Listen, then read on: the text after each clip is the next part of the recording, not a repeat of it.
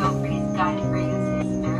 You don't need that. If you don't have it now, you don't need it yet. And that has so much impact. Kasi where's my life going? Ano bang direction nito? When is it gonna happen? My breakthrough in my career? Bakit mo to inallow, Lord? Napagdaanan ko?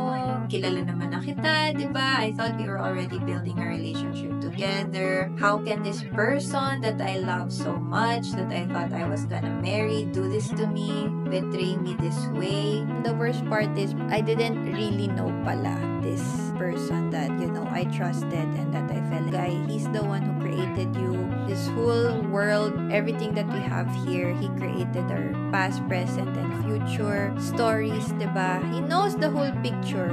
Ano lang tayo? Characters lang tayo sa kwento niya. But he knows everything.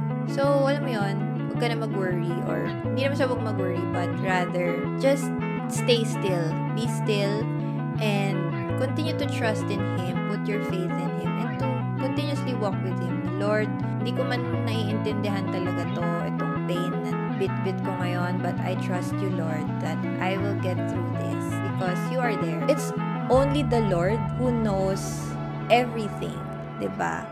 Whether or not this person is genuine or not, whether or not this person is already healed or not, or if they're doing something behind your back, right?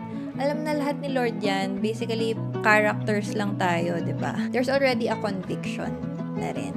And yung conviction is because I had no peace. Malalaman mo din yun. Malalaman din yun ng katawan mo eh. Kapag you are not supposed to be in a certain situation na.